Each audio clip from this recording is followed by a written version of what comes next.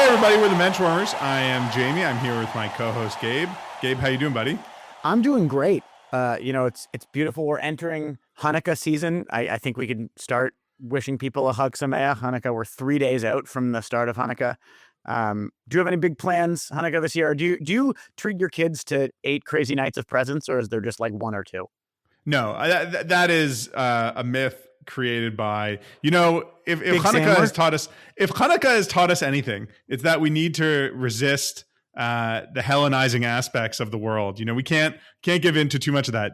Hanukkah is about, you get a little bit of money and that's it. And you be content with that. Maybe one day of presents.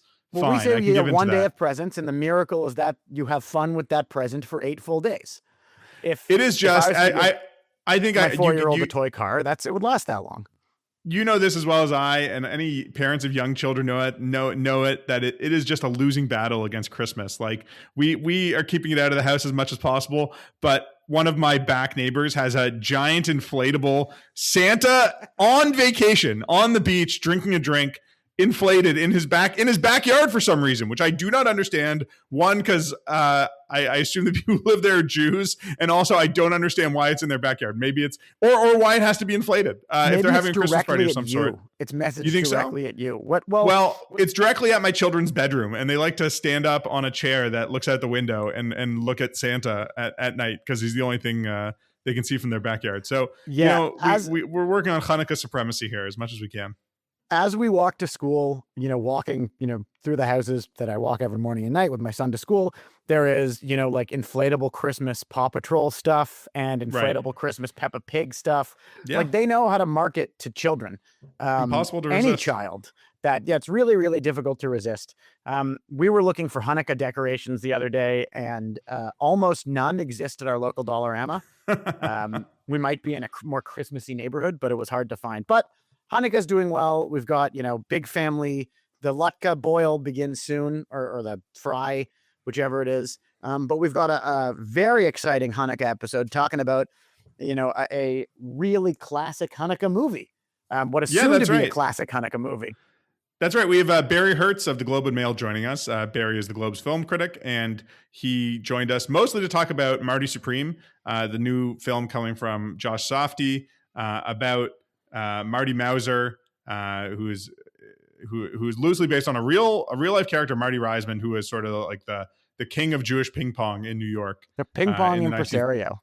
Yeah, in the 50s and 60s. I should say we haven't seen the movie. We haven't been lucky enough to see the movie yet. It doesn't come out until the 24th or 25th. Barry's seen it enough times. It's enough for all 3 of us. Yeah, really excited to talk about him. We talked about the Softies a little bit, about Jewish sports movies, Hanukkah movies in general. So stick around for that interview. Before we get to that, Gabe, let's go over a little local sporting news, which is that the Blue Jays, our beloved Toronto Blue Jays, have certainly had some gelt coming in through their playoff success. Throwing the gelt around this Hanukkah. Yeah, because they just signed Dylan Cease to a 7-year, $210 million deal.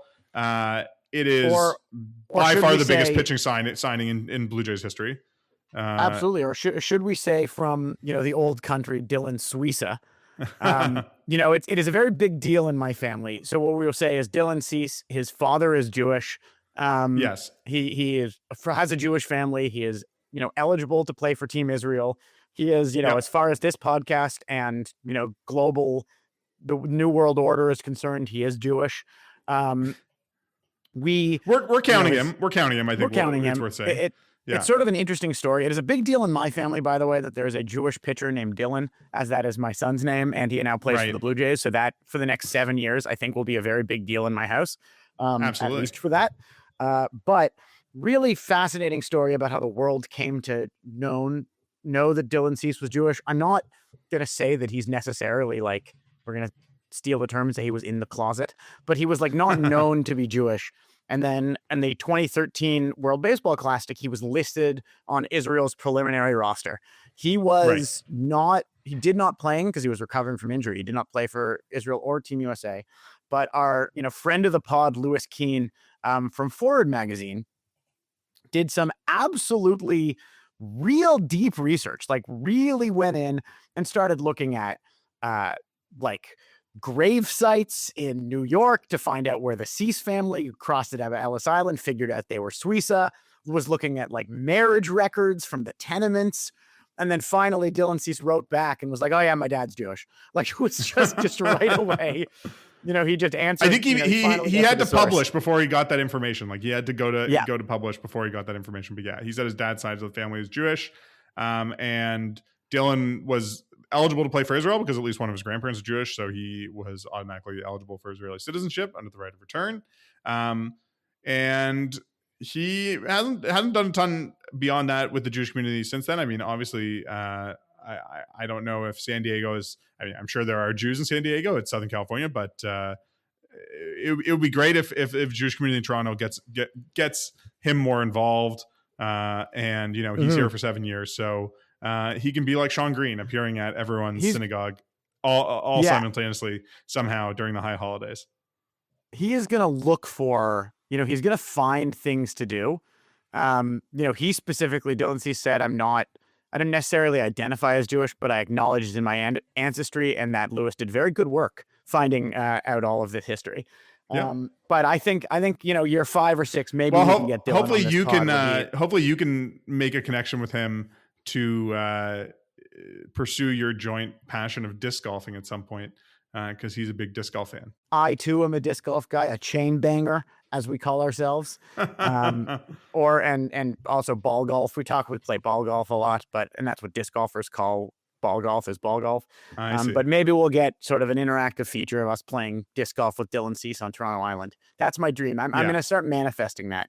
Manifesting being prayer for millennials. I'm just going to start manifesting Dylan Cease, ask Hashem to play disc golf with me on the island. So while we're on that topic, and we don't have any information about Dylan Cease potentially playing with Team Israel this year or with Team USA, presumably he would be asked to join Team USA as well. We have not heard much about Team Israel's baseball team, and it's happening right. I'm mentioning this now because the WBC is coming up in March. There's been a lot of preliminary roster announcements so far, and we haven't really heard anything from Israel. One thing we did hear, Max Fried has said that he will not be pitching for Team USA this year. And I'm noting because someone conspiratorially, he's in the group chat. He's in the group chat. That he did not say he will not be participating in the WBC. He said he's not going to be on Team Israel. I have heard that there is going to be some sort of panel in a few days for Team Israel. Dean Kramer is really the only MLB player who's announced so far. Garrett Stubbs as well, I think, is announced. Okay, but none of the sort of big ticket guys, Alex Bregman, Max Fried, Cease, some other guys who have talked about joining. Aside from Harrison Bader and Dean Kramer, no one's really announced. I'm hoping that there's going to be some sort of announcement. I'm crossing my finger. I do not have any insider information, but it is something to keep an eye on in the next few days. That there may be a significant announcement for Team Israel pending. Now, having said significant. I want to talk about a rumor that has been going around that needs to be addressed. One person who will not be joining Team Israel is Ernie Clement. Ernie Clement is not Jewish. He is not Jewish. And I have seen this pop up more and more. We've tracked this down. In the offices of a local Jewish board, from what I understand. Right. That's right. And I've seen it on comments on UJA posts and elsewhere online. Okay, Jonathan Kay, noted Canadian journalist and CJN contributor, I guess, certainly someone who's contributed to the CJN in the past, tweeted out in May 2025, FYI, Blue Jays third baseman Ernie Clement has a Jewish mother, parentheses, and a Greek Cypriot father. And then there's some details about his coach, Jason Wasserman, who is Jewish and from Rochester. And that part, second part of that is true. It appears that John just, he didn't make this up. It's about former conservative finance minister Tony Clement, who is the child of a Greek Cypriot father and a Jewish mother. We sort of pulled a Lewis Keane here when doing our research in it. In looking at all of this. Sorry, go on, Jamie. We did some genealogical research here. Oh, sorry, and I'm wrong. He was never the finance minister. He was the president of the Treasury Board. But someone replied this to, I should say, at ZadiePT, did reply this at some point to John Kay. Also, our producer Michael asked John Kay if he had any source on this. And John responded, quote, "I've spent the last 10 minutes trying to find my source on this. I hope I didn't make it up," quote. So I don't think he did some journalistic malpractice. I think he was misremembering something, or was confused. But I've seen a lot of people read that tweet. And right now, if you Google Ernie Clement Jewish, Google will tell you in AI mode that Ernie Clement's Jewish because this reporter said that he has a Jewish mother. That's bananas. And it's very funny how it's very, very funny seeing how the sausage gets made in terms of this sort of mistake. Because we've seen people incorrectly reported as Jewish in the past. Fred Van Vliet being a big one. Yeah, that it was on his Wikipedia page for a period of time. And it's it's sort of if you print the legend long enough, it becomes fact. So it's interesting to see. We can answer this one. It was John K's tweet, absolutely, and he was wrong about it. So. We did some research. I will say it appears that Ernie Clement's father is a dentist, which is I would say on the spectrum more Jewish than other. Sure, but ones. But no, he's as far as we can tell, his parents were married in the church. We looked into the records of that. We looked into all the records we could find of family members. As far as we could find, there's no reference to anyone being Jewish. No. If we're wrong, someone correct us with a source. Get a response from Ernie Clement saying there's something, but I don't think there is anything. Who do you think the person is, athlete or not, who is most widely believed to be Jewish that just isn't? I put it to you. I think it's Slash from the Guns N' Roses. Interesting. What's his name? Saul Hudson, right? Yes. And he gets often mistaken from the drummer in the band who is Jewish, whose name is Steven Adler. And people think Slash's real name is Steven Adler, so it gets all very confused. But it's even on his Wikipedia page where Slash says, "I'm not Jewish, but for some reason everybody thinks I am." Yeah, that's a good question. I mean, I think Norman Jewison had the title for a long time as guy who people think is Jewish. But in all honesty, it's probably another one. Adam Driver, definitely. We talked about filmmaker director Gary Marshall. Mm-hmm. That's true. I think it's probably one of the people who plays Jews a lot on TV. Catherine Hahn is probably the actual answer. Yeah. Because she has been doing. She played a rabbi. I would say she's basically been doing Jew face for the last 20 years of her career, and I understand you got to work, but that is very much her shtick, and I think she has only recently shied away from it. So. That would be my answer. Maybe Rachel Brosnahan. Did she shy away from playing Joan Rivers? Is that why? Yeah, that's right. Or she was either she was cast and then taken away. Anyways, that's as best we know about Ernie Clement. If anyone knows otherwise, let us know. And hopefully, there's a transcript of this podcast. Hopefully, Google AI or whoever else picks up on that. And if you Google Ernie Clement Jewish, we would love to have Ernie Clement. Obviously, we're all big fans of his in Toronto, but he is not Jewish. Yeah. We'll have him as a Blue Jay, but not necessarily as a Jew. Moving on to a subject we've talked a lot about this year, Gabe, that I want to highlight is Jake Retzlaff and the Tulane Green Wave football team. Tulane Green Wave. They've made the college football playoff. Can you believe it? I think a Green Wave is the Green Wave of envy going forth on either BYU, his former school, or all of the other Jewish universities that have seen Tulane really achieve the new level. I'll say I've been playing the video game of college football 26 and playing as Tulane. It's very funny because the commentators say things like, "Oh, wow, the fans in the Goldman student section are really going nuts at Yulman Stadium today." It's all very Jewish. The pass from Retzlaff. But they're in the college football playoff. Who are they playing, Jamie?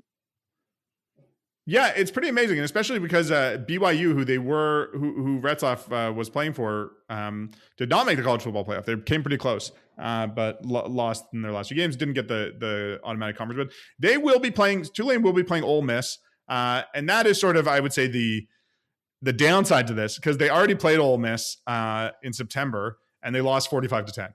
Now that's that game was one of two losses this season. Yeah. Now, as with the coming game, the higher seed hosts the first round of the college football playoffs. So this game will also be in Oxford. It's on December 20th, which I believe is the last night of Hanukkah, or the second last night of Hanukkah. So that is hopefully a good omen. Playing the least Jewish university of all of the ones remaining. I think probably all of the Jews in Mississippi are in and around Oxford. Right. including the family of my neighbor Al.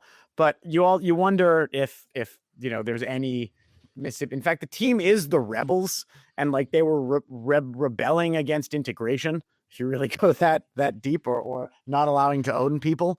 So I imagine it is not a particular. I agree, Mississippi, not traditionally a particularly Jewish place. However, the greatest quarterback in Ole Miss history is, of course, Archie Manning, the legend and legendary father of quarterbacks. I don't think he's Jewish. He is not. Archie Manning's jersey number was 18. Was 18. And in his honor, the speed limit on campus, the speed limit everywhere on campus is 18.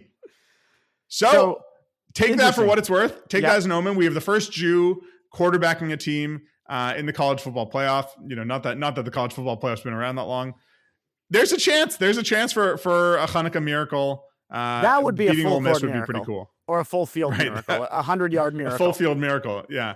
That would be pretty amazing. I believe the winner of Ole Miss and Tulane will play Georgia, so it'll stay in the South. Yeah, and then go to the Fiesta Bowl. So if it's in Athens or if it's in Atlanta, wherever it's, if it's one of those places, both much more Jewish places. No, it's in New Orleans. That's the best part. It's in New Orleans if they win. So yeah, they get to play at the Superdome. That's amazing. Which is in New Orleans. That would be a home game. That is basically a home game. For those who don't know, Tulane University is in the city of New Orleans. And this is the first time we've had two like Cinderella type teams. So Tulane and Old Dominion both made. Sorry, James Madison. Not Old Dominion. James Madison both made it in as like the 4th and 5th highest conference winners. Because if you haven't been following college football the last few years, there are no conferences anymore. There's just the Big Ten, the Big 12, and the SEC. The ACC did not have a conference winner make it, and the Pac-12 was taken out behind the shed and shot in the head. Yikes! So you know what? It's pretty crazy. But UCLA is a Big Ten team now. Anyway, so Tulane is winning the American Conference, got the 11th spot, and we have not seen a Cinderella run yet.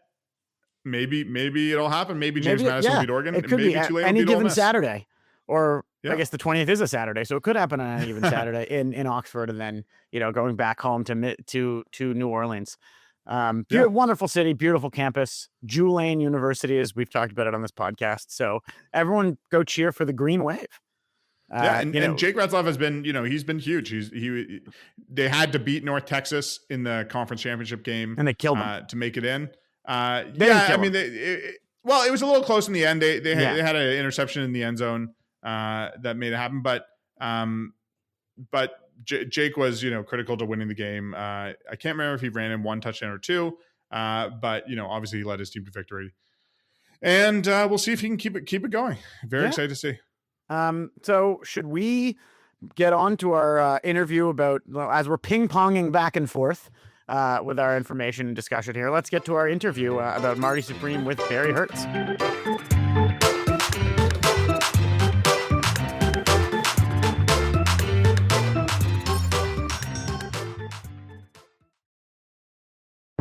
Ever since October 7th, 2023, Muslim and Jewish communities in Canada have been torn apart. I've known you for 20 years. You've been at my house for Shabbat supper, I don't know how many times. And for 1 second, you can't put down your friend and just hold my hand? We're fed a constant stream of Jews and Muslims talking at each other, about each other, but rarely do we hear them talking to each other. Why are you doing this? What's the benefit of doing this? This podcast aims to do something different. I'm Avi Feingold, a rabbi and a writer with the Canadian Jewish News. I'm Yafa Sakeja, a Canadian-Palestinian entrepreneur and volunteer with the Canadian Friends of Standing Together. We're sitting down with Jews and Muslims, Israelis and Palestinians from coast to coast and across the political divide, having difficult conversations in good faith. We are not the Israeli government. Palestinians are not Hamas. This is the place where we're both supposed to end up, Israeli and Palestinian, Arab and Jewish. Subscribe to In Good Faith, wherever you listen to podcasts.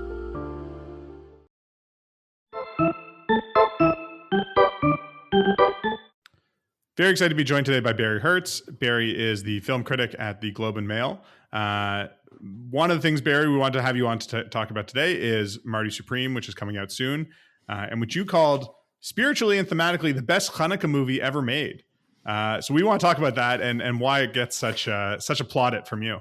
And then my first question, have you seen Full Court Miracle? I have not seen Full Court Miracle. I don't even know what that might or might not be at this point in time.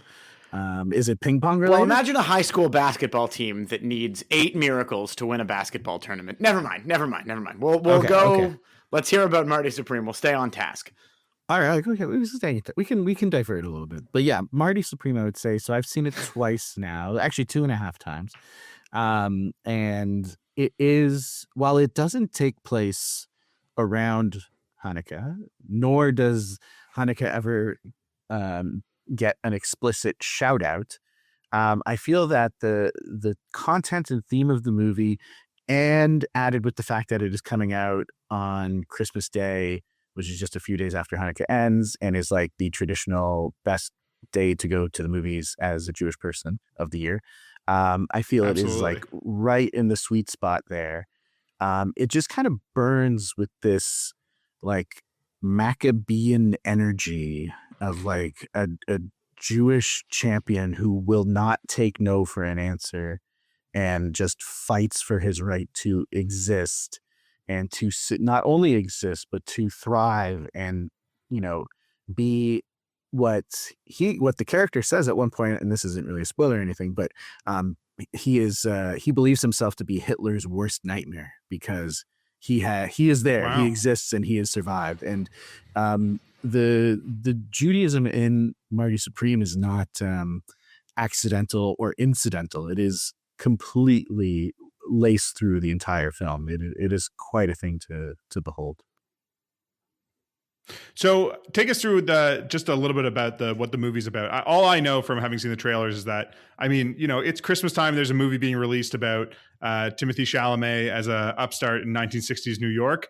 It could be any year. It could be 2025. It could be 2024. I guess just those two. But, is he playing Bob Dylan this time, or is it take a different approach? He's not Dylan. He's not Willy Wonka. He is, when I first heard that this movie was in existence, I thought it was a contemporary film. I thought it was like, oh, he's like some kind of like millennial ping pong whiz. Okay. But no, it takes place in 1952 mostly takes place in the Lower East Side of Manhattan. And he is basically, he's Marty Mauser, and it's very loosely based on a real life Jewish American table tennis champ. And he's basically trying to prove to the world that he's the number one ping pong player. And the film never really talks down to the sport. Like, it very much treats it as a highly competitive, very well respected endeavor. There's like 1 or 2 moments when somebody says, table tennis? What? Is that a thing? But every time the actual matches are shown, they're given the intensity and the rigor and the respect of any, elite level athletic pursuit. So it's not quite the Forrest Gump treatment. It's much more of a, requires the whole body. Marty Reisman, who it's based on very famously, was like a really dynamic and commanded a room type of guy. He was also survived for many years as like a hustler in pool halls and ping pong halls in New York. And so to what degree does like the film match that kind of the chutzpah, to say, as you mentioned earlier? It's like pure unfiltered chutzpah. Like, it could have been called Marty Chutzpah or something. I don't know. There's lots of scenes of him hustling. There's one kind of extended sequence in the film where he goes out to, I believe it's Long Island, with a fellow table tennis kind of champ, and they totally hustle a bunch of white bread kids there at a bowling alley. So yeah, no, it is very much like in that vein, and it is a full body sport. Like, you see this guy really laying it all on the floor, sweating. Everybody's just like exerting the entirety of themselves. So it's intense. It is not the Forrest Gump treatment whatsoever. I think Forrest Gump, Forrest Gump beat, was it Pulp Fiction at the Oscars for Best Picture or something like that? That's right. So I feel like too. So I feel like there's like a kind of, unintentional analogy here. Like, Forrest Gump is to ping pong movies what Marty Supreme is to Pulp Fiction or something like that. Like, it is the Pulp Fictionized treatment of table tennis, not the Forrest Gump treatment. There's a fair amount of Jewish actors in the film, aside from Timothée Chalamet. And I don't know if all these characters, all the characters that are being played by these actors are Jews necessarily, but Gwyneth Paltrow's in it, Odessa Zion.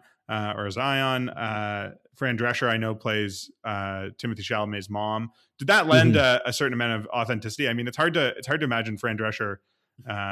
It's hard to imagine someone hitting the notes that Fran Drescher hits, aside from her. I don't know if she's playing it up to the degree that she can, but there's a certain New York Jew that lives within her that doesn't quite exist elsewhere. No, I mean, she is not the nanny in this regard. And actually, when it took me a beat to recognize her. That's how, like, kind of either how much she has changed since those days, or how much she has sunk herself into this role. But I was like, that's Fran Drescher. Like, she's wonderful. Sandra Bernhard plays her sister. Who else is in it? Penn Jillette has a small role in here. Odessa, who plays kind of Marty's love interest, is fantastic. Like, just like blows everybody off the screen. But it is very authentic in that representation. Yeah, and I like the Safdie brothers' Uncut Gems, which explores a similar kind of milieu just in contemporary New York. This movie is filled with the faces of people you have never seen on screen before, like just true characters and faces pulled out of the depths of New York City. And it is the casting that they did with this is just remarkable. It feels fully lived in. It is not like a Hollywoodized treatment of that place and that time. It feels more like a documentary in a way, and that it's just pulled from these real people. And that's not just 50s New York. That's 50s Jewish New York you're talking about. It is 100% 50s Jewish New York. Yeah, just like it's. I would love to view this movie through the eyes of somebody who was alive back then, because I feel like it is the closest thing you're going to get perhaps to time travel. I should, he was born a couple years later, but I should connect you with my father, who was not only raised in 60s Jewish New York, but a high school classmate of Fran Drescher's. So there you go. Whoa. There's the full Jewish geography of the process. Oh my God. You got that's amazing. Okay. Yeah. He needs to see this movie. He's very excited to. He's very excited too, because I think Marty Reisman at least was like sort of a at the time in 60s New York and then 70s, and to an extent, like, he's a bit of a local eccentric. Like, people sort of knew who he was forever in town, especially in Queens. So I believe that's where he's from. Or at least that's where my dad's from. That, like, he was just sort of like one of those people you knew around town. Whether or not you saw them in person, he was like sort of a local mob micro celeb. Mm-hmm. Yeah, I feel like this is maybe he very much in the Safdie bros milieu, like you said, those people that they populate their movie with, and certainly was the case for Uncut Gems. It's interesting that both the brothers, and they split up this year to each direct a feature, that both of them had a sports feature in them. Uncut Gems is sort of about sports, but not entirely. It's sort of about the people who are obsessed with sports, or really just a gambling degenerate who's obsessed with sports. How did you feel about the Smashing Machine that came out a few months ago? I'm a fan of the Smashing Machine. I know it wasn't received as warmly as by others, perhaps because they were expecting more of an Uncut Gems energy, which Marty Supreme really does deliver on, and then some. So it is interesting to kind of look at this as a kind of splicing the DNA of their films as to which brother brings which sensibility. But I did enjoy Smashing Machine, because I think Benny was doing something really interesting. He wasn't delivering on the tropes of the sports movie as we were to expect. It was something more patient and a little bit more difficult and a little bit more naughty. And I did think Dwayne Johnson was great in it. Emily Blunt wasn't given a heck of a lot to do or enough, but I thought she was great as well. It is interesting. I don't think this is really spoiler territory, but both their films are not only sports movies in their own rights, like both of these new films from the Safdies, but both also pretty much pivot on the dreams of one athlete to get to a sports championship in Tokyo. Like all of the Smashing Machine is very much centered on, Dwayne Johnson's character getting to Japan and competing in that fighting tournament. And in Marty Supreme, the goal is to get to Tokyo to compete in the worldwide table tennis championships. And this is like what Marty is like hustling to do throughout the movie. So it is kind of funny that both somehow have just like zeroed in on this very specific geographic location for a sports tournament that defines these characters' lives. So I'm going to use this. This seems like a great opportunity, and I'll take the natural, off ramp here. You mentioned the city of Tokyo. You recently released a book, Barry. Please, I know you've got a pluggable to discuss. Your book is about a series of movies, one of which famously takes place in Tokyo. Why don't you tell our listeners about that? There's no real kind of a Judaic element to the Fast and Furious franchise, so far as I know. And I feel if there was, I would have uncovered it in research to this book. But yes, I have just recently published. The only I can get you one. I can only think of one too. I bet it's I can think of one too. It's probably the same one, but the character Giselle is a former Mossad agent. Yeah. All right, fair enough. Totally. Oh, I was gonna say the appearance of Cole Hauser in 2 of the movies, I believe. Secret Jew Cole Hauser. I think yeah, probably Gabe's is the most famous Jewish cowboy, Cole Hauser. Well, Harrison Ford's part Jewish. Yeah, cowboy and aliens. The Hanukkah song now. Yeah, well, that's the only reason. Cole Hauser is like the great grandson of one of the Warner brothers. Oh, really? Oh, wow. Okay. He's got like a real Hollywood lineage that somehow has gotten buried on. The sort of persona he's taken on. Oh, good for Cole Hauser. In Yellowstone and elsewhere. Yeah. And same with also in Yellowstone is Jennifer Landon, who's Michael Landon's daughter, who was also a notable old-timey Hollywood Jew. Yes. So he's like a Meyer Lipschitz or something. Back when all the cowboys were Jews, we used to have a decent, at least on TV, we had a decent run of that. Yeah, until we all took that highway to heaven. But yeah, that's right. A real term for the Landon family. But tell us about the Fast and Furious book. What drew you to writing about Fast and Furious? I mean, it's obviously been ever present these last 25 years now. It's true. Yeah. Well, I've always followed the series as an amusing diversion, and I think like a lot of fans, I really was kind of blown away, or my interest in it was doubled with Fast 5 when that came out and The Rock joined the franchise. Sure. Just to bring more of Dwayne Johnson into the conversation. And I just loved watching the evolution of it from, this like scrappy little B movie about street racing in LA to this globe trotting super spy series where at one point they are literally in outer space. So I thought, okay, this is like a fun thing I've been following. I think there's like a lot of fun threads I can pull at. But then the more I thought about it and the more I kind of learned about or kind of analyzed like the off-screen drama of it all, like the beef between The Rock and Vin Diesel, the death of Paul Walker in the midst of production, and like the most deeply ironic of fashions, I thought there's actually, you could probably tell the narrative of Hollywood big budget filmmaking over the past 25 years through the Fast films. So I was like, okay, there's like a mirror here. So it doesn't just have to be for Fast and Furious fanatics, but I think anybody who would enjoy learning how movies that have been made over the past quarter century would be interested in it. So that's kind of what turned the wheel for me. Very cool. Bear, we're going to let you go, but before we do, I want to ask, do you think, is this Chalamet's Oscar? Is this going to do it for him? I mean, I think this could feasibly be the year. I would say I think Leonardo DiCaprio is quite amazing in one battle after another, but then again, he also has an Oscar already. So I think if, people are kind of thinking a little strategically or, playing the long game, yeah, I think he could do it. I think he should do it. Like, he is amazing. He's a force. Okay. He is a force of nature in this movie. It is a performance that just is unrelenting, unforgiving, not a performance of vanity in any stretch of the sense. So yeah, I'd give it to him if I had the power.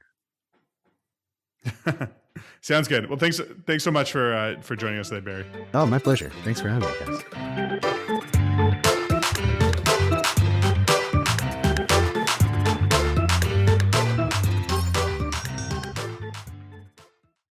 Well, thanks again to Barry for joining us. We talked a little bit after about the legacy of Jewish sports movies. I should say, Gabe, one of our first, an early podcast of ours from December 2019 was discussing some of the great Jewish sports movies. Obviously during the holidays, people need something to do, whether it's going to the movies or watching at home. Check out a Jewish sports movie. We'll try to put the link to that 2019 podcast. Yeah, in the show notes. So you can check that one out. We asked Barry where this one ranks in all of the Jewish sports movies. He thinks it's pretty much near the top, certainly above Happy Gilmore 2. Some of the other ones, Happy Gilmore 1, I think still counts pretty high. School Ties, we talk about at length whenever, any Jewish sports movie discussion is incomplete without a deep discussion of School Ties, featuring Cole Hauser. We talked about hidden Jew Cole Hauser with non-Jew Brendan Fraser playing a Jew and Jew Cole Hauser playing an anti-Semite. Right. And, we've seen a few Jewish sports movies over the last little while. I mean, obviously Marty Supreme, The Smashing Machine, which was Benny Safdie's movie, not about a Jewish actor, but directed by a Jew.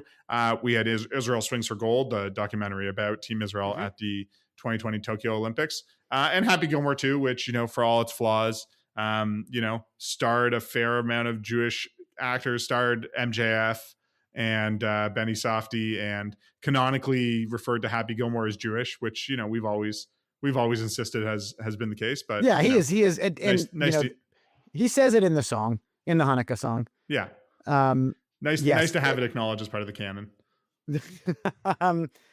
But yeah, so my vote, as we said, is School Ties. QB David Green, maybe he's the Jake Retzlaff, the historical Jake Retzlaff analog. Let's think that David Green maybe went to Michigan or Tulane or BU or another Jewish school and led them to the college football playoffs after he overcame anti-Semitism at his high school football team. Sure.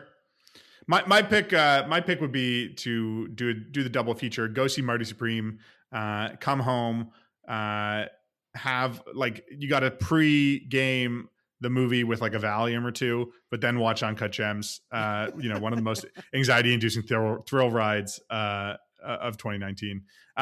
Just an amazing film, which I haven't rewatched recently. So maybe I will do that during some downtime over the holidays this winter.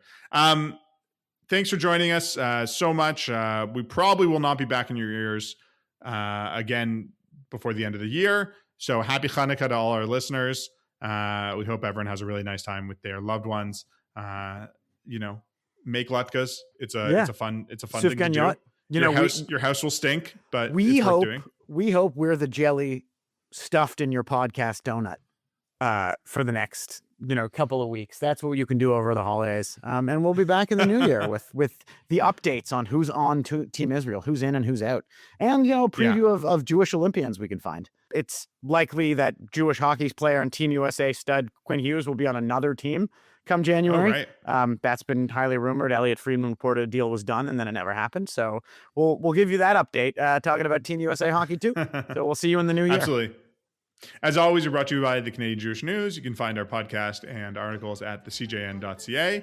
We're executive produced by Michael Fraiman, and follow us on Twitter at Menschwarmers for accurate tweeting about who is Jewish and who's not in the world of sports. Thanks a lot.